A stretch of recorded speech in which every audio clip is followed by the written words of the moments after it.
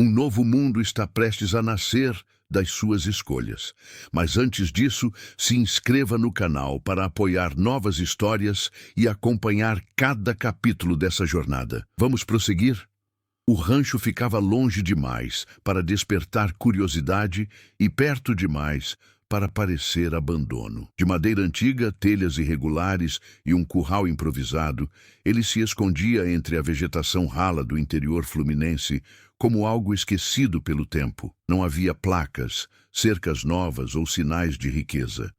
Apenas silêncio, poeira e o som constante dos insetos quando o sol começava a cair. O homem que morava ali atendia pelo nome de Miguel. Pelo menos era o nome que usava. Poucas palavras, rotina rígida, roupas simples compradas em feiras da região. Acordava antes do sol, cuidava dos animais, consertava o que quebrava com as próprias mãos. Pagava tudo em dinheiro, nunca discutia preço, nunca criava laços. Para os vizinhos distantes, era só mais um sujeito que tinha fugido da cidade grande em busca de paz. Mas havia coisas que não combinavam com aquela imagem. Miguel observava demais, não como alguém curioso, mas como quem mede distâncias, avalia riscos. Seus movimentos eram econômicos, precisos, quase militares. Quando algum carro estranho passava pela estrada de terra, ele não se escondia. Apenas se posicionava onde pudesse ver sem ser visto. Não parecia medo, parecia cálculo. A poucos quilômetros dali, a lógica era outra. O Comando Vermelho avançava pelo interior com a mesma naturalidade com que dominava becos e vielas. O tráfico já não era apenas urbano. Precisava de rotas, esconderijos, pontos fora do radar, ranchos isolados, sítios abandonados, estradas secundárias. Tudo virava peça de um tabuleiro maior. Foi assim que o rancho de Miguel entrou no mapa. A ordem veio simples, quase banal. Verificar o lugar, intimidar se fosse preciso, usar se fosse útil. Para os homens enviados, não passava de mais um trabalho rápido. O relatório informal dizia que o dono era um ninguém, um sujeito sozinho, sem família conhecida, sem vínculos. Gente, assim não criava problema. Gente, assim desaparecia fácil. 4 homens chegaram no fim da tarde, em 2 motos sem placa. Não bateram, não anunciaram presença. Entraram como quem já se sente dono de tudo ao redor. Um deles chutou a porteira. Outro foi direto até a porta do rancho, arma visível, dedo relaxado no gatilho. Miguel estava no fundo, cortando lenha. Ele ouviu o barulho antes de ver qualquer coisa. O som metálico da porteira, o motor sendo desligado, passos decididos demais para visitantes. Não correu, não se escondeu, apenas largou o machado encostado no tronco e limpou as mãos na calça. Quando saiu, os homens já estavam espalhados, tomando o espaço como se fosse deles. Um deles riu ao vê-lo. "É você que manda aqui?" A pergunta veio carregada de desdém. Miguel não respondeu de imediato. Olhou para cada um, avaliando postura, distância e hierarquia implícita. Reconheceu o padrão sem esforço. Já tinha visto aquilo antes, em outro tempo, em outro cenário. "Moro aqui", disse apenas. O líder deu um passo à frente, invadindo o espaço pessoal com a confiança de quem nunca foi contrariado. "Então, escuta bem. Esse lugar agora interessa. Você pode colaborar ou pode sair. Simples assim." Miguel assentiu lentamente, como se estivesse entendendo uma explicação complicada. Caminhou até a porta do rancho, abriu, entrou por alguns segundos. Os homens se entreolharam, rindo baixo, certos de que aquela submissão era natural. Quando ele voltou, trazia apenas uma garrafa de água. Bebeu um gole com calma excessiva para alguém sob ameaça. "Vocês estão longe da área de vocês", disse. "Essa estrada não é segura." O riso cessou. Um dos homens levantou a arma um pouco mais, não para atirar, mas para lembrar quem mandava. "Seguro ou não, agora a gente está aqui, e você não é ninguém para dizer o contrário." A frase ficou suspensa no ar. Miguel sustentou o olhar. Não havia desafio explícito, nem medo. Apenas uma tranquilidade estranha, deslocada, como se aquela cena não fosse nova. Como se ele já soubesse exatamente como aquilo terminaria. Não naquele minuto, mas no conjunto maior das coisas. O vento passou pelo curral, levantando poeira. O sol começava a se esconder atrás das árvores. Nenhum vizinho por perto, nenhuma testemunha. Tudo conspirava para um desfecho simples, rápido e irrelevante. Mas, enquanto os homens do CV acreditavam estar diante de um desconhecido sem importância, Miguel já tomava decisões silenciosas. Não sobre como sobreviver àquela visita. Isso ele já sabia. Mas sobre até onde deixaria a situação avançar antes de revelar algo que eles jamais imaginariam. Para eles, aquele rancho era só mais um ponto no mapa. Para Miguel, era o último lugar onde podia se dar ao luxo de fingir que não era ninguém. Ele não é ninguém. Aprofundamento do mundo e personagens. O interior do estado tinha suas próprias regras, não escritas, mas respeitadas por quem aprendia a observar. Ali, tudo funcionava na base da distância. Distância da polícia, do Estado, das perguntas. Quem vivia afastado demais não era incomodado. Quem se aproximava demais aprendia rápido quando recuar. Miguel conhecia esse código silencioso e o seguia com precisão. O vilarejo mais próximo ficava a quase 20 minutos de estrada de terra. Um posto de gasolina, um bar que servia almoço apenas até as 2 da tarde, uma venda que funcionava no fiado, para quem tinha nome limpo com o dono. Miguel aparecia ali 1 ou 2 vezes por mês, sempre sozinho. Comprava o necessário, nunca mais do que podia carregar na caminhonete velha, sempre paga à vista. Não conversava além do essencial, mas também não era hostil. Existia o suficiente para não virar assunto. Alguns notavam detalhes difíceis de explicar. Ele sabia exatamente quando chegariam caminhões de abastecimento, mesmo sem avisos. Evitava dias específicos da semana, como se conhecesse movimentos invisíveis. Uma vez, alertou o dono do bar para fechar mais cedo por causa de confusão na estrada. Naquela noite, houve troca de tiros a poucos quilômetros dali. Ninguém comentou depois.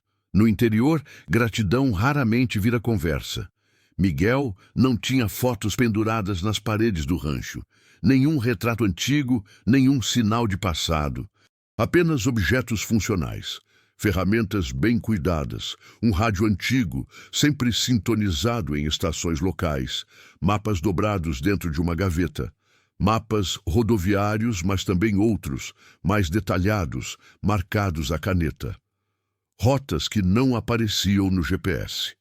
Enquanto isso, o grupo que invadira o rancho seguia uma lógica completamente diferente. Eram homens acostumados ao controle pelo medo, pela repetição da violência. O líder, conhecido como Naldo, tinha subido rápido dentro da facção por ser imprevisível. Não era o mais inteligente, mas entendia a hierarquia e sabia quando obedecer. Recebera ordens claras, mapear pontos estratégicos fora da capital, garantir rotas seguras para transporte e esconderijo. O rancho era perfeito demais para ser ignorado. Naldo estranhara a calma do morador, mas não o suficiente para desconfiar de algo maior. No mundo dele, gente silenciosa só tinha 2 opções: colaborar ou quebrar, e nenhuma delas exigia explicações longas. Ainda assim, algo o incomodava. O olhar de Miguel não pedia negociação, nem implorava por tempo. Era um olhar que avaliava. Os outros 3 homens eram mais novos. Cresceram já dentro da lógica da facção, aonde respeito vinha do medo e o mundo se dividia entre quem mandava e quem obedecia. Para eles, aquele homem no rancho era apenas um detalhe fora do lugar, alguém que seria esquecido assim que o espaço fosse tomado. Nos dias seguintes à invasão inicial, o movimento aumentou. Motocicletas passando pela estrada, caminhonetes que não paravam, pessoas observando de longe. Miguel percebeu tudo, não interferiu, Continuou sua rotina como se nada tivesse mudado. Alimentava os animais, consertava cercas, ia ao vilarejo nos mesmos horários. A normalidade era parte da estratégia. À noite, porém, o rancho não dormia. Miguel estudava os mapas, atualizava mentalmente informações antigas com sinais novos.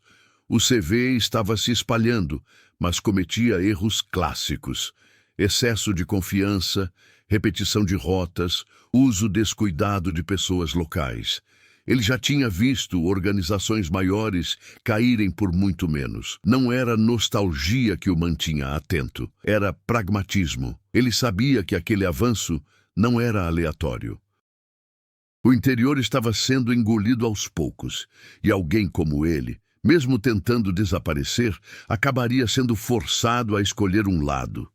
A diferença era que Miguel não escolhia lados havia muito tempo. Escolhia momentos. Naldo voltou ao rancho 2 dias depois, dessa vez sozinho. Queria testar o terreno, impor presença. Encontrou Miguel consertando uma cerca. "Você pensou no que eu disse?" Perguntou, sem agressividade aberta, mas com ameaça suficiente. Miguel terminou de apertar o arame antes de responder. "Pensei. E aí? Esse lugar não vai servir para vocês." Não foi o tom que chamou a atenção, mas a certeza. Não havia bravata, nem desafio explícito, apenas uma afirmação. Naldo sentiu um desconforto difícil de admitir. Não parecia ameaça, mas também não soava como erro de cálculo. "Você não entende como isso funciona", disse Naldo, dando um passo à frente. Miguel finalmente se virou por completo. "Eu entendo melhor do que você imagina." Não houve confronto ali. Naldo recuou, prometendo voltar com reforço. Disse que ninguém era intocável. Miguel não respondeu. Apenas observou a moto desaparecer na estrada, já prevendo os próximos movimentos. Naquela noite, ele abriu uma caixa de metal enterrada sob o assoalho do rancho. Dentro, documentos antigos, telefones que não eram usados havia anos e uma arma que não combinava com a vida simples que ele encenava. Não era apego. Era preparo. O mundo que Miguel tentara abandonar estava lentamente batendo à sua porta. E o CV, acreditando lidar com mais um homem isolado, ignorava um detalhe essencial. Aquele ninguém conhecia profundamente a lógica da violência, da organização e da queda, e sabia exatamente como usá-la quando fosse necessário. A resposta do Comando Vermelho não demorou. O avanço foi silencioso, calculado para testar limites sem provocar atenção externa. Caminhões começaram a circular à noite pela estrada de terra, sempre nos mesmos horários. Não paravam no rancho, mas passavam perto o suficiente para deixar claro que o território estava sendo marcado. Pequenos sinais de domínio surgiam. Galhos quebrados, trilhas abertas à força, restos de comida e bitucas deixadas de propósito em pontos visíveis. Miguel observava tudo sem interferir. Sabia que o objetivo não era ainda tomar o espaço, mas medir reação. Quem não reagia era fraco. Quem reagia demais virava alvo. A facção precisava decidir em qual categoria ele se encaixava. O primeiro obstáculo veio disfarçado de favor. Um homem apareceu no rancho oferecendo ajuda para consertar a estrada interna que ligava à porteira. Disse ser morador antigo da região, alguém que só queria ver tudo em ordem. Miguel reconheceu o papel imediatamente. Um olheiro. Aceitou a ajuda, trabalhou lado a lado com ele por horas, falando pouco, deixando o outro se sentir confortável o suficiente para errar. O erro veio quando o homem mencionou nomes que não pertenciam à região. Referências urbanas, gírias específicas do morro, detalhes que só alguém muito envolvido com a facção usaria sem perceber. Miguel anotou mentalmente tudo. Cada palavra fora do lugar ajudava a desenhar o mapa invisível daquela operação. 2 dias depois, o curral foi arrombado durante a madrugada. Nenhum animal levado, nada quebrado além do necessário. Um aviso. Miguel encontrou a porteira caída ao amanhecer. Não se levantou imediatamente. Caminhou até o vilarejo como fazia sempre, tomou café no bar, ouviu conversas cruzadas, soube, sem que ninguém dissesse diretamente, que outros sítios mais afastados já estavam cooperando. Ao voltar, levantou a porteira sozinho, sem pressa. O gesto era simples, mas carregava significado.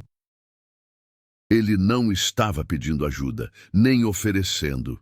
A escalada continuou. Naldo reapareceu, dessa vez acompanhado. 3 motos, 4 homens armados. Não entraram no rancho, esperaram à vista, próximos à estrada, forçando Miguel a se expor. Era uma inversão sutil de poder. Chamá-lo para fora, fazê-lo atravessar o próprio território sob olhar armado. Miguel foi. Parou a alguns metros, mantendo distância suficiente para reagir se fosse preciso. O líder não falou imediatamente. Deixou o silêncio pesar, esperando o nervosismo. Não veio. Você está criando dificuldade onde não precisa, disse Naldo. Isso aqui pode ser tranquilo para todo mundo. Não vai ser, respondeu Miguel. A resposta direta irritou os mais jovens. Um deles deu um passo à frente, arma em punho. Naldo o conteve com um gesto. Ainda queria entender com quem estava lidando. Por quê? Perguntou. Você acha que vai segurar isso sozinho? Miguel olhou além deles, para a estrada, para a mata, para as rotas que eles acreditavam dominar. Vocês já estão errando, disse. E nem perceberam. Foi a primeira vez que Naldo sentiu algo próximo de dúvida. Não medo, algo mais perigoso. A sensação de estar sendo avaliado por alguém que sabia mais do que demonstrava. A resposta da facção veio na forma de pressão indireta. Um comerciante do vilarejo foi ameaçado. Um caminhão conhecido de Miguel teve os pneus furados. Nada era dito explicitamente, mas a mensagem era clara. O isolamento tinha limites. Miguel reagiu, mas não como esperavam. Ele apareceu no vilarejo em um horário incomum e falou com pessoas específicas. Poucas palavras, pedidos simples, alertas pontuais. Naquela mesma semana, uma denúncia anônima travou uma das rotas usadas pelo CV. Não levou a prisões, mas forçou mudança de caminho. Pequenos atrasos geraram conflitos internos. Culpas começaram a circular. A facção não gostava de variáveis fora de controle. Naldo recebeu cobrança de cima. Precisava resolver o problema do rancho. Planejou uma ação definitiva. Entrariam à noite, dominariam o espaço, eliminariam resistência se necessário. Para eles, era só mais um passo. Miguel percebeu a mudança antes que acontecesse. O silêncio ficou pesado demais. O fluxo de motos cessou. Era preparação. Naquela noite, ele não ficou no rancho. Posicionou-se em um ponto alto, observando a estrada. Conhecia cada curva, cada desnível.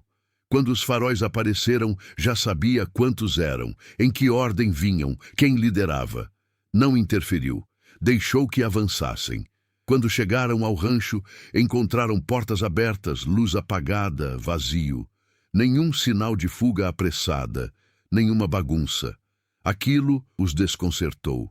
A ausência era mais inquietante do que resistência. Foi então que o primeiro deles caiu, não morto. Apenas imobilizado, rápido demais para a reação. Os outros se espalharam confusos. Não sabiam de onde vinha o ataque nem quantos eram. Não era confronto aberto, era desmonte. Miguel não aparecia, não falava, apenas agia, usando o terreno, o escuro e o erro deles. Em minutos, o grupo recuou, levando seus feridos, sem entender o que havia acontecido. Naquela noite, o CV entendeu que o rancho não era um ponto fraco, era um erro. E Miguel sabia que, a partir dali, não havia mais como fingir neutralidade. O conflito estava estabelecido e a próxima movimentação não seria silenciosa. Depois da noite em que o grupo recuou do rancho, o silêncio voltou, mas não era mais o mesmo. Agora carregava expectativa. O Comando Vermelho não aceitava recuo sem resposta, e Miguel sabia disso. O ataque não tinha sido para vencer, mas para mostrar capacidade. Um aviso claro: insistir teria custo. Enquanto a facção reorganizava seus movimentos, outras forças começaram a se mover, algumas visíveis, outras não. No vilarejo, o clima mudou. Pessoas que antes cumprimentavam Miguel com neutralidade passaram a evitar contato direto, não por hostilidade, mas por medo de serem associados. Um comerciante fechou a venda mais cedo do que o habitual. O dono do bar parou de perguntar como ele estava. Pequenas alterações que revelavam pressão externa. Uma subtrama se desenhava ali. A população local, acostumada a sobreviver evitando escolhas, começava a ser empurrada para uma. E isso afetava diretamente Miguel. Ele não precisava de aliados ativos, mas precisava que o lugar continuasse funcionando normalmente. Quando o medo interrompe a rotina, tudo se torna visível demais. Ao mesmo tempo, um personagem inesperado entrou em cena. Rosa, uma agente da Polícia Civil lotada em uma delegacia regional, responsável por investigar o crescimento do tráfico no interior. Não era uma idealista. Sabia das limitações do sistema e das alianças silenciosas, que mantinham tudo em equilíbrio frágil. Mas também sabia identificar padrões. As denúncias anônimas, os bloqueios repentinos de rotas, o recuo temporário da facção, tudo apontava para alguém operando com conhecimento interno. Rosa começou a cruzar dados, visitando áreas que antes eram consideradas irrelevantes. O rancho de Miguel entrou na lista não por suspeita direta, mas por ausência de informações. Onde não há ruído, algo costuma se esconder. Ela apareceu no vilarejo numa manhã comum, sem sirenes, sem alarde. Conversou com comerciantes, ouviu mais do que perguntou, percebeu rapidamente que havia um nome evitado nas conversas. Quando finalmente mencionavam Miguel, faziam-no com frases vagas, como quem não quer errar. Rosa seguiu até o rancho dias depois. Encontrou Miguel trabalhando, como sempre. A conversa foi breve. Ela não se apresentou formalmente, não mostrou distintivo, apenas observou. Muita coisa está se mexendo por aqui, disse. Sempre se mexeu, respondeu ele. A troca não avançou. Rosa saiu com mais dúvidas do que respostas. Miguel ficou atento. A presença dela adicionava uma camada perigosa. Qualquer ação mais explícita agora poderia atrair atenção indesejada. Enquanto isso, dentro do CV surgiam fissuras. O fracasso da investida não tinha sido relatado com detalhes. Naldo minimizara o ocorrido, mas os feridos e o recuo geraram questionamentos. Um superior direto começou a pressionar por resultados rápidos. O interior não podia virar foco de instabilidade. Outro membro da facção, Silveira, enxergou oportunidade. Mais velho, mais estratégico, defendia eliminar o problema de forma definitiva, sem testes, sem recados. A disputa de abordagem criou tensão interna. O conflito deixava de ser apenas entre Miguel e o CV. Agora também acontecia dentro da própria facção. Miguel percebeu essa divisão por meio de sinais sutis, mensagens contraditórias, mudança no padrão de vigilância, olheiros mal posicionados. Ele conhecia aquela dinâmica, já tinha visto organizações ruírem por conflitos internos mal geridos. A pressão temporal se intensificava. O CV precisava agir antes que a polícia consolidasse presença. A polícia precisava de provas antes que a facção se consolidasse, e Miguel precisava decidir até que ponto intervir sem se expor demais. Uma subtrama pessoal começou a emergir quando Miguel recebeu uma ligação de um número antigo. Poucas palavras, um aviso curto. Seu nome havia circulado em lugares onde não deveria. Alguém do passado, alguém que sabia quem ele era de verdade, tinha percebido movimentação. Isso mudou tudo. Até então, Miguel controlava o ritmo. Agora, o tempo jogava contra ele. Se o passado viesse à tona, o rancho deixaria de ser apenas um ponto isolado. Viraria símbolo, alvo, peça maior demais para permanecer oculta. Ele começou a fechar pontas soltas. Visitou pessoas que não via havia anos. Resolveu pendências silenciosas. Preparou rotas de saída, mas também pontos de retorno. Não era fuga, era contingência. No vilarejo, Rosa intensificou a presença policial de forma discreta. Viaturas descaracterizadas, visitas frequentes. A facção notou. O cerco começava a se fechar, ainda que de forma desorganizada. As subtramas convergiam lentamente, a população pressionada, a polícia se aproximando, a facção dividida e o passado de Miguel ameaçando emergir. Cada movimento agora tinha múltiplas consequências. Não havia mais ações simples. Miguel observava o horizonte ao entardecer, consciente de que o próximo passo não seria defensivo. A história tinha deixado de ser sobre proteger um rancho. Era sobre controlar a narrativa antes que outros a definissem por ele.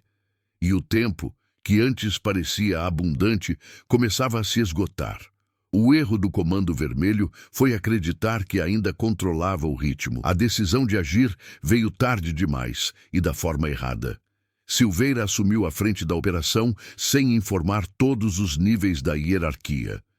Não por rebeldia, mas por convicção. Para ele, o rancho não era mais apenas um obstáculo logístico, tinha se tornado uma ameaça simbólica. Alguém que resistia e, pior, causava prejuízo sem se mostrar. Isso corroía a autoridade da facção no interior. A ordem foi clara: resolver de uma vez.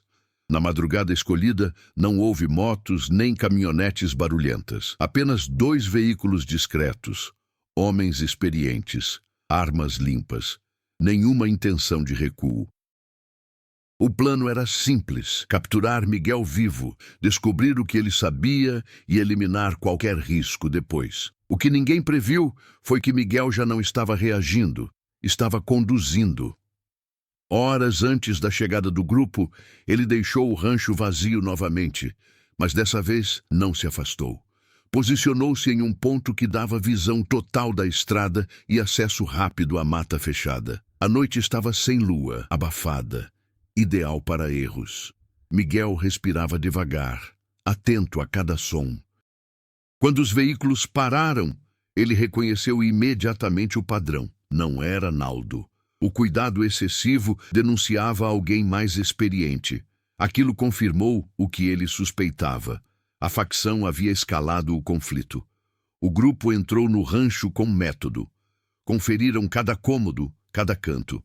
Não encontraram nada fora do lugar, nenhuma armadilha visível.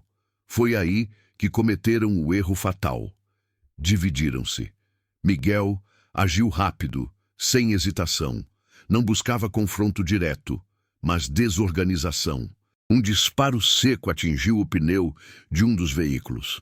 Outro homem caiu logo depois, imobilizado antes de entender de onde vinha o ataque. O caos começou silencioso e virou gritaria em segundos. Silveira tentou reagir, ordenar recuo, mas o terreno não permitia.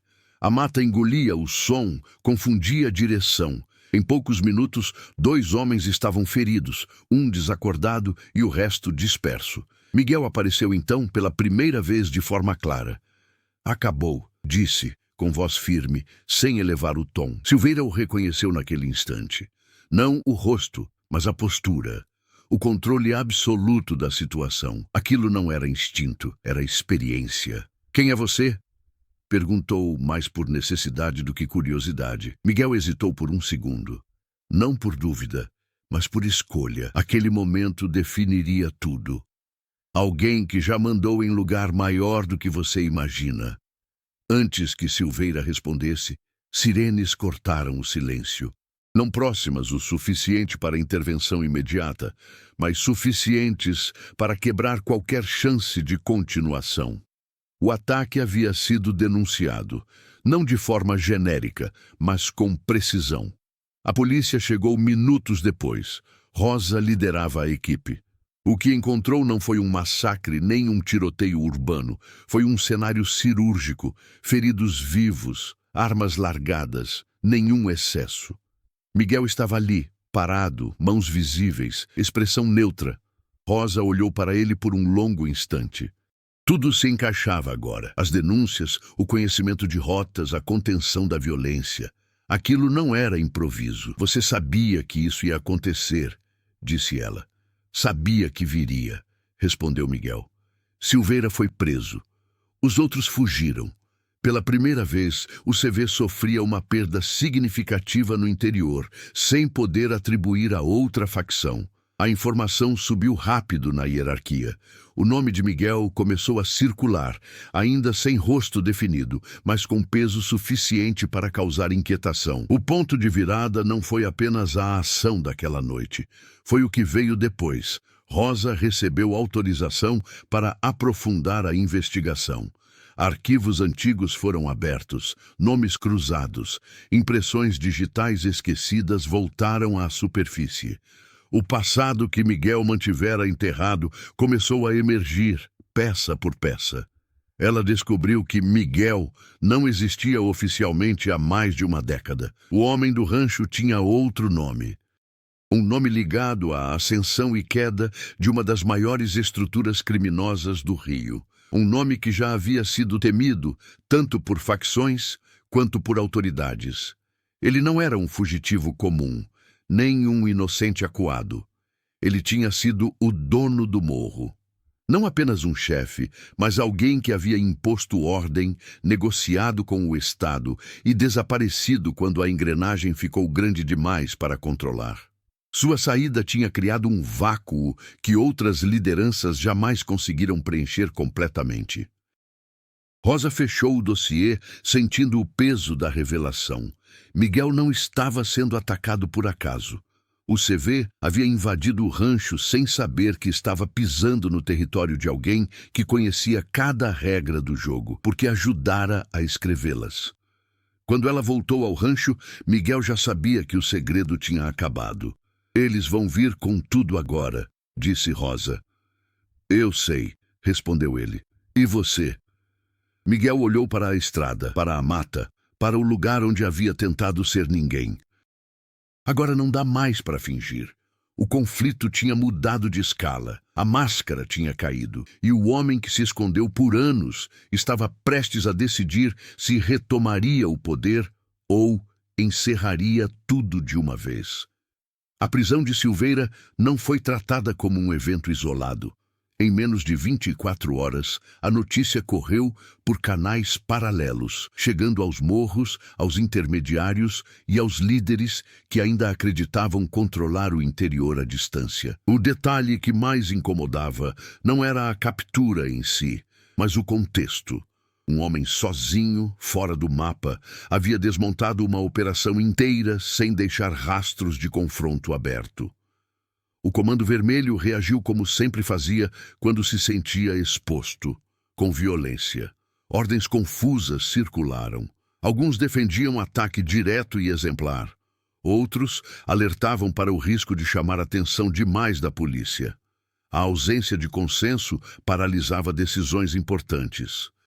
Pela primeira vez em muito tempo, a facção não sabia se avançava ou recuava. Naldo foi afastado. Não oficialmente, mas na prática. Seu nome passou a ser associado ao erro inicial. A falha de avaliação custara caro. Ele percebeu que tinha se tornado descartável. Passou a se mover com cautela, evitando contato direto com superiores, tentando salvar a própria posição. Sua lealdade começou a vacilar, criando mais uma fissura interna. No vilarejo, as consequências foram imediatas. A presença policial aumentou, agora sem tanta preocupação em parecer discreta. Viaturas circulavam com frequência, agentes conversavam abertamente com moradores. O medo não diminuiu, apenas mudou de forma. As pessoas agora temiam estar entre dois lados em guerra. Alguns começaram a falar, não tudo, mas o suficiente. Pequenas informações, horários, movimentos estranhos. O equilíbrio frágil do silêncio se rompia. Miguel observava isso com atenção. Cada palavra dita aumentava o risco de algo sair do controle. Rosa passou a visitar o rancho com regularidade. Não como agente em busca de provas diretas, mas como alguém tentando entender limites. Ela sabia que, legalmente, Miguel ainda era apenas um morador rural, envolvido em um incidente mal explicado. Mas também sabia que aquela era uma situação temporária. Você poderia desaparecer de novo, disse ela em uma dessas visitas. Sair antes que isso vire algo maior. Miguel não respondeu de imediato. Estava consertando uma ferramenta, concentrado demais para parecer indiferente. Não é mais só sobre mim, disse por fim. Eles não vão parar porque descobriram quem eu sou. Vão parar quando entenderem o custo. A declaração não era ameaça, era constatação. Rosa entendeu que aquele homem não planejava fuga, planejava encerramento. Dentro do CV, a revelação do passado de Miguel causou um impacto profundo. Alguns mais antigos lembravam do nome verdadeiro. Outros apenas conheciam histórias fragmentadas, exageradas pelo tempo. Um líder que tinha sumido no auge, deixando um legado ambíguo de ordem e violência controlada. O problema era simples. Enfrentar Miguel significava enfrentar alguém que conhecia as rotas, os esquemas, os pontos fracos e, pior, as pessoas. Alguém que não precisava provar poder. Já tinha tido. As reações se dividiram. Um grupo defendia um ataque massivo, mesmo com risco policial. Outro preferia negociar. Um terceiro via a oportunidade de entregar informações em troca de proteção. A estrutura começava a ranger. Miguel sentia essa instabilidade como um ruído constante. Informações chegavam por meios indiretos, recados, movimentações estranhas, ausências notadas. Ele ajustava seus passos, não para atacar, mas para antecipar.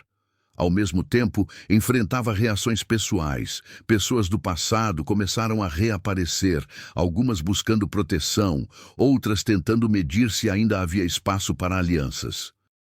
Miguel recusava quase todas. Não queria reconstruir nada, queria encerrar. Rosa, pressionada por superiores, precisava de resultados concretos. A revelação da identidade de Miguel colocava a investigação em uma zona cinzenta. Prendê-lo sem provas sólidas poderia gerar reação violenta. Ignorá-lo poderia parecer conivência. Ela caminhava sobre uma linha fina. Você vai ter que escolher, disse ela certa noite. Ou ajuda a desmontar isso de vez, ou vai ser tratado como parte do problema. Miguel não se ofendeu. Já tinha ouvido variações da mesma frase a vida inteira. Eu já escolhi, respondeu. Só não escolhi do jeito que vocês esperam. As consequências se acumulavam rápido demais. O rancho já não era um refúgio. Tornara-se um ponto de convergência. O CV se reorganizava para um movimento final. A polícia se preparava para uma grande operação, e Miguel sabia que qualquer erro agora seria definitivo. Ele começou a se desfazer do que restava da vida que construíra ali. Não por medo, mas por necessidade. O fim estava próximo, não no sentido de morte, mas de encerramento de ciclos. O homem que tentou ser ninguém estava mais uma vez no centro de tudo. E cada reação ao redor deixava claro que o próximo passo não seria imposto pelos outros, seria dele. Miguel passou a agir de forma diferente depois que aceitou internamente que não havia mais retorno à invisibilidade. Não houve discurso, nem decisão dramática. Apenas mudança de comportamento. Onde antes havia contenção absoluta, agora surgia iniciativa calculada. Ele deixou de esperar movimentos do Comando Vermelho e começou a provocar deslocamentos. Pequenos, quase imperceptíveis para quem observava de fora, mas suficientes para obrigar a facção a reagir fora do padrão. Uma rota interrompida aqui, um intermediário exposto ali. Nenhuma ação violenta direta, mas uma sequência de interferências que exigia correções constantes. Essas ações não vinham do impulso, vinham da memória. Miguel lembrava exatamente como uma estrutura começava a falhar, quando líderes passam a duvidar das informações que recebem, quando mensageiros somem, quando ordens chegam atrasadas ou distorcidas. Ele aplicava o mesmo método que um dia usara para consolidar poder, agora para desmontá-lo. O crescimento dele não era moral, era funcional. Ele não buscava redenção nem desculpa, buscava encerramento eficiente. Ao mesmo tempo, enfrentava desafios internos que não envolviam armas nem estratégias. Pessoas do vilarejo começaram a procurá-lo discretamente. Não por curiosidade, mas por necessidade. Um jovem ameaçado por aliciamento, um caminhoneiro pressionado a transportar carga ilícita. Miguel não prometia proteção eterna, oferecia orientação prática, caminhos de saída, alertas pontuais. Essas intervenções tinham custo, tornavam-no visível demais, mas também criavam algo que ele nunca planejara: responsabilidade. Não como líder carismático, mas como referência silenciosa. Isso o incomodava mais do que qualquer ameaça da facção. Rosa percebeu a mudança rapidamente. Relatórios começaram a indicar enfraquecimento interno do CV sem confrontos diretos. Informações surgiam espontaneamente, quase como se alguém estivesse limpando o terreno antes da chegada oficial da polícia. "Você está fazendo o meu trabalho", disse ela em tom neutro. "Não", respondeu Miguel. "Estou terminando o meu." A relação entre os dois mudou.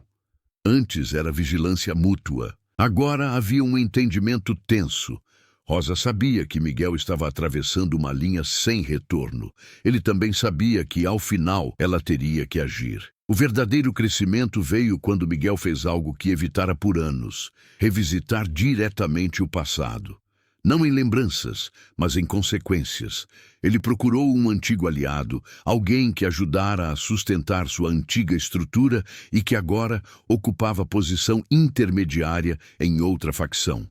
O encontro foi breve e frio. Não houve ameaça explícita. "Isso vai acabar", disse Miguel. "Com você dentro ou fora", o homem acreditou. Não porque temesse Miguel fisicamente, mas porque reconhecia a lógica. Aquela guerra não teria vencedores intermediários. Dias depois, informações cruciais começaram a vazar. Não por lealdade, mas por autopreservação. O CV começou a perder terreno sem entender como. Lideranças desconfiavam umas das outras, decisões eram adiadas, a pressão policial aumentava em sincronia estranha demais para ser coincidência. Miguel enfrentava um último obstáculo interno, a tentação de reassumir controle. Em vários momentos percebeu que poderia reorganizar aquilo tudo sob sua própria lógica. Ele tinha o conhecimento, o respeito tácito, os contatos. Bastaria um passo além do planejado. Ele não deu esse passo. A superação real estava justamente em não repetir o ciclo, em usar o poder apenas até o ponto necessário para quebrar a engrenagem, não para substituí-la. No rancho, ele desmontou a caixa de metal que guardava seu passado. Separou documentos, destruiu alguns, entregou outros anonimamente. Cada ação era prática, quase burocrática. Não havia apego. Rosa recebeu um pacote sem remetente contendo informações que acelerariam meses de investigação. Sabia de onde vinha, também sabia que aquilo tornava Miguel vulnerável. "Quando isso acabar, você não vai poder ficar", disse ela. "Eu sei." Não era resignação, era clareza. O crescimento de Miguel não era sobre se tornar alguém melhor. Era sobre aceitar plenamente quem ele foi e escolher conscientemente não continuar sendo. Cada decisão agora refletia isso. Ele agia com precisão, mas também com limites. Quando o CV finalmente percebeu a dimensão do que estava acontecendo, já era tarde para correções simples. A estrutura estava comprometida. Restava apenas uma tentativa final de recuperar a autoridade. Miguel sabia que o clímax se aproximava. Sentia no ritmo das informações, na urgência dos movimentos, na mudança do silêncio ao redor. Ele estava pronto, não para vencer, mas para concluir. A preparação não foi anunciada. Ela se revelou nos detalhes, no silêncio mais pesado, na ausência repentina de intermediários que sempre apareciam. no excesso de movimento em pontos onde antes reinava cautela. Miguel reconheceu os sinais com clareza absoluta. O Comando Vermelho estava reunindo o que restava de força para um último movimento. Não seria mais teste, nem intimidação. Seria um gesto simbólico, algo grande o suficiente para recuperar a autoridade perdida. Ou morrer tentando. Miguel ajustou sua rotina de forma quase imperceptível. O rancho passou a parecer definitivamente abandonado. Ferramentas fora do lugar, cerca parcialmente caída, nenhum sinal de presença recente. Era uma encenação simples, mas eficaz. Ele sabia que a facção precisava de um alvo concreto para justificar o ataque final. Enquanto isso, resolveu as subtramas que ainda permaneciam abertas. No vilarejo, avisou discretamente quem precisava sair. Não explicou motivos. Apenas orientou horários, caminhos, dias ruins para estar na estrada. Alguns obedeceram sem perguntar. Outros não tiveram escolha quando a polícia anunciou operações preventivas em áreas próximas. O local esvaziou-se aos poucos, reduzindo riscos colaterais. Rosa recebeu uma última visita não registrada. Miguel não pediu nada.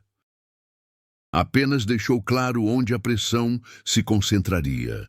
Não coordenavam ações, mas compartilhavam entendimento. Ela sabia que quando o movimento final acontecesse, precisaria agir rápido para evitar que a violência escapasse do controle. Eles vêm pesados, disse ela. Sempre vêm, respondeu Miguel. A diferença é que agora vêm previsíveis. A facção, internamente, estava em modo de sobrevivência. Lideranças menores haviam sido presas. Rotas importantes estavam comprometidas. A tentativa de manter domínio pelo medo exigiu uma demonstração clara. Decidiram concentrar tudo em um único ataque, retomar o rancho, eliminar o homem que simbolizava a resistência e deixar um recado claro para qualquer outro que pensasse em seguir o mesmo caminho. Miguel sabia disso antes mesmo de confirmarem. Reconhecia o padrão emocional da organização. Quando encurralada, ela exagerava. Ele não se preparou reunindo homens, não buscou reforços. Sua preparação foi logística e psicológica. Estudou o terreno uma última vez, não para improvisar, mas para eliminar incertezas. Definiu rotas de fuga não para si, mas para os outros. Ajustou tempos, calculou erros prováveis do inimigo. Também fez algo inesperado. Removeu tudo que o ligava fisicamente ao poder antigo. Nenhuma arma extra, nenhum documento restante, nenhum símbolo. O que viesse depois daquela noite não poderia ser confundido com retomada de comando. O passado não estaria presente no clímax, apenas as consequências dele. Horas antes do movimento final, Miguel deixou o rancho e se posicionou onde tinha visão ampla da estrada principal. O céu estava limpo, o ar pesado. Era o tipo de noite em que sons viajavam longe demais. Cada motor seria ouvido. E foram. Veículos surgiram em sequência maior do que antes. Não discretos, não cuidadosos. A facção já não se importava em ser vista. Aquilo confirmava tudo. A operação não era apenas tática, era teatral. Rosa mobilizou equipes. Não para entrar imediatamente, mas para cercar. A ideia não era confronto aberto, mas contenção. Qualquer disparo fora do planejado poderia transformar aquilo em algo maior. Miguel observava tudo em silêncio. Nenhuma adrenalina, nenhuma pressa. Apenas foco. Ele não precisava vencer todos. Precisava apenas conduzir o evento ao ponto inevitável. Quando os homens chegaram ao rancho e encontraram o vazio encenado, a irritação foi imediata. Ordens confusas, gritos. Um líder tentava impor controle, mas já era tarde. O excesso de gente no espaço errado gerava ruído, erro, tensão. Miguel começou a agir. Não com tiros, mas com interrupções. Um veículo impedido de sair. Uma rota bloqueada no momento errado. Um grupo separado do restante. Cada pequena ação empurrava a situação para o colapso interno.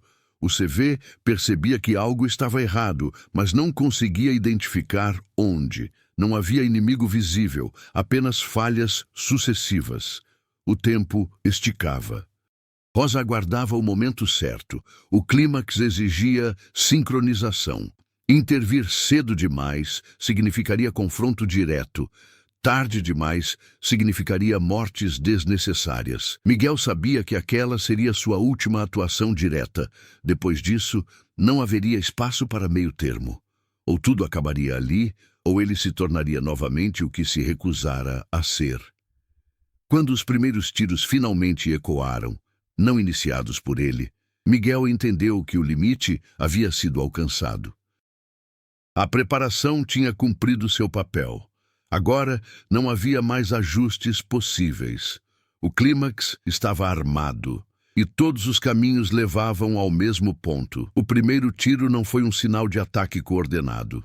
Foi medo, um disparo isolado, mal calculado, ecoando pela mata e quebrando de vez qualquer ilusão de controle.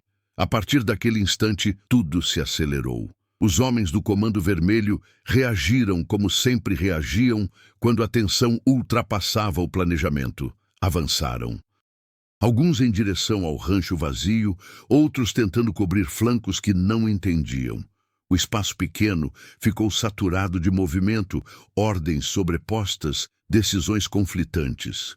O que deveria ser demonstração de força começou a se parecer com pânico organizado. Miguel observava do ponto alto, avaliando segundos, não emoções.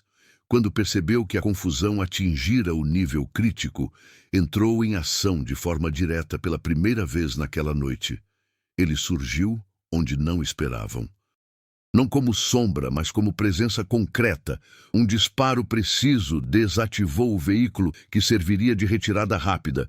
Outro tiro, calculado, atingiu o chão próximo ao grupo mais armado, forçando dispersão. Não buscava corpos, buscava colapso. "É ele!"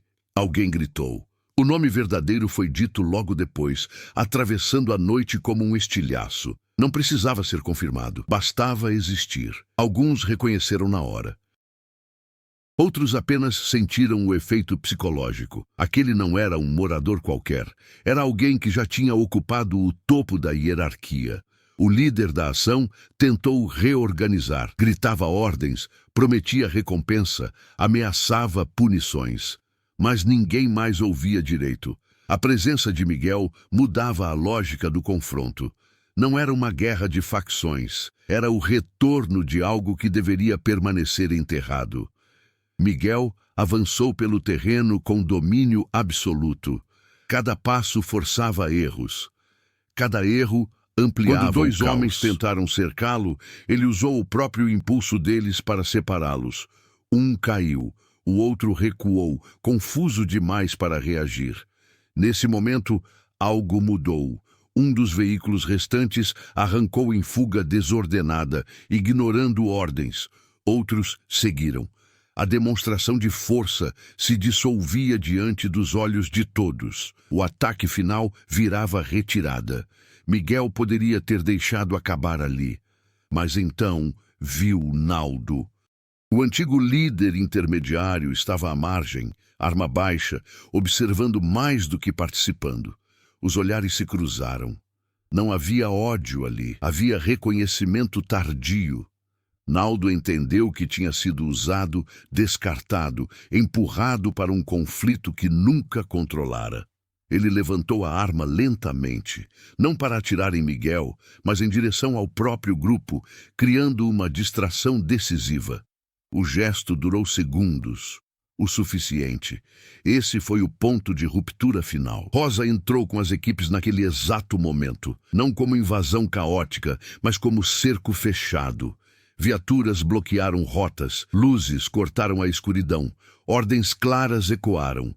A facção, já desorganizada, não teve escolha real além da rendição ou fuga descontrolada. O confronto terminou rápido depois disso.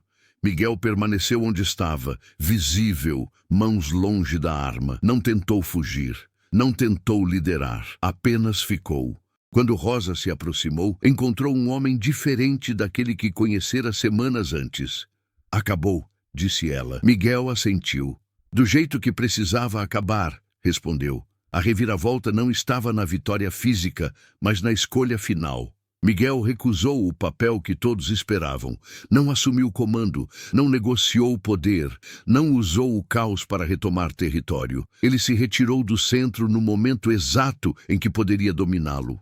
Essa decisão foi mais devastadora para o CV do que qualquer tiroteio. Sem inimigo claro, sem líder a enfrentar, sem narrativa de guerra, a tentativa de retomada perdeu sentido. O ataque final virou prova pública de fragilidade. Enquanto os presos eram levados e os feridos atendidos, Miguel caminhou até o rancho pela última vez. Olhou para o lugar que servira de esconderijo, armadilha e palco final. Não havia nostalgia, apenas encerramento. Ele entregou a arma a Rosa sem que ela pedisse. Eu não preciso mais disso. Ela aceitou, entendendo o peso do gesto. O homem que um dia fora dono do morro tinha enfrentado seu passado, não para retomá-lo, mas para desmontá-lo diante de todos. Aquela era a transformação real, não redenção nem punição. Escolha. O clímax não terminou com explosão final ou discurso heróico. Terminou com algo mais raro, controle absoluto, seguido de renúncia consciente, e isso mudou tudo. O que aconteceu naquela noite não virou manchete nacional. Não houve coletiva de imprensa, nem imagens espetaculares nos telejornais, e isso foi intencional. Para o Estado, o episódio foi registrado como uma operação bem-sucedida contra um braço do tráfico no interior. Para o Comando Vermelho, foi algo muito pior. Uma derrota sem narrativa, sem um inimigo claro para culpar, sem um confronto glorificado para alimentar o discurso de guerra. O ataque fracassado virou silêncio. Um silêncio pesado que se espalhou rápido. Rotas foram abandonadas. Pontos no interior deixaram de ser disputados. A expansão foi interrompida não por força bruta, mas por medo do imprevisível. No vilarejo, a mudança foi gradual, mas perceptível. A presença policial diminuiu com o tempo, deixando para trás uma normalidade diferente da anterior. Não era paz absoluta, mas era a ausência de domínio explícito. Comerciantes retomaram horários regulares. Caminhões voltaram a circular sem escolta informal. As pessoas continuaram sem falar muito sobre o que aconteceu. Não por medo apenas, mas por acordo tácito de seguir em frente. Miguel não estava mais ali para ver. Nos registros oficiais, ele apareceu por um curto período como colaborador indireto de uma investigação. Nenhuma acusação formal foi apresentada. Nenhuma absolvição pública foi anunciada. Seu nome verdadeiro permaneceu restrito a poucos arquivos e a poucas pessoas. Rosa foi uma delas. Ela cumpriu o que prometera. Garantiu que a história terminasse ali, sem espetacularização, sem revanche institucional. Não era favor. Era reconhecimento de que, sem Miguel, o desfecho teria sido outro. Muito mais sangrento. Você vai desaparecer de novo, disse ela na última conversa. Não do mesmo jeito, respondeu ele. Miguel deixou o rancho sem cerimônia. Não vendeu, não destruiu. Apenas saiu. O lugar ficou vazio, entregue ao tempo, como se nunca tivesse sido mais do que um ponto esquecido na estrada. Com o passar dos meses, a vegetação começou a tomar conta. O rancho voltou a ser exatamente o que fingira ser desde o início, irrelevante. Sobre Miguel, poucas certezas restaram. Alguns diziam que ele atravessou a fronteira. Outros acreditavam que se estabeleceu em outra região, sob outro nome, longe de qualquer estrutura de poder. Nenhuma dessas versões importava muito. O que importava era o efeito deixado para trás. A antiga lógica de domínio absoluto perdeu força naquela área. Não porque alguém assumiu o controle, mas porque ficou claro que controle demais chama atenção demais. O vácuo não foi preenchido imediatamente, e isso por si só já era uma mudança. Rosa continuou sua carreira. Nunca mencionou Miguel em palestras ou entrevistas. Quando perguntada sobre aquele período, limitava-se a dizer que o interior ensinava lições diferentes das da capital, que nem toda vitória precisava de aplausos para ser real. Quanto a Miguel, a maior consequência de suas ações não foi externa, mas interna. Pela primeira vez, ele não fugira nem tomara o poder. Tinha escolhido encerrar. Isso não apagava o passado, nem compensava danos antigos, mas rompia o ciclo. Ele não voltou a ser ninguém. Também não voltou a ser alguém temido. Tornou-se algo mais raro, alguém que conheceu o topo, sobreviveu à queda e escolheu não subir novamente.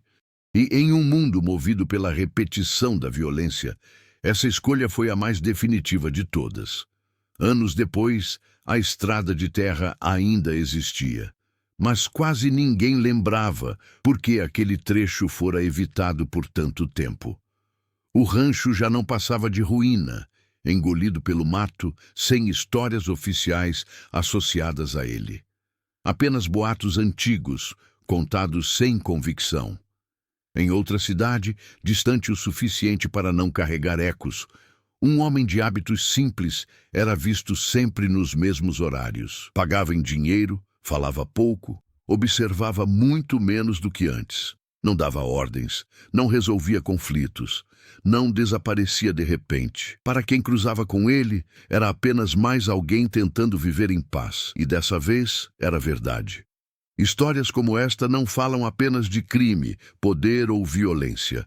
Elas falam de escolhas, especialmente das que ninguém aplaude. Miguel poderia ter retomado o controle, reconstruído o medo, repetido o ciclo, mas escolheu algo mais difícil: encerrar. Agora, a reflexão fica com você. O que define uma vitória de verdade? O domínio ou a renúncia? O poder ou a capacidade de abandoná-lo? Se esta história provocou alguma sensação, compartilhe, se inscreva no canal. Comente o que você teria feito no lugar dele. Histórias ganham vida quando continuam nas conversas que despertam. Às vezes, a maior força está justamente em não voltar a ser quem o mundo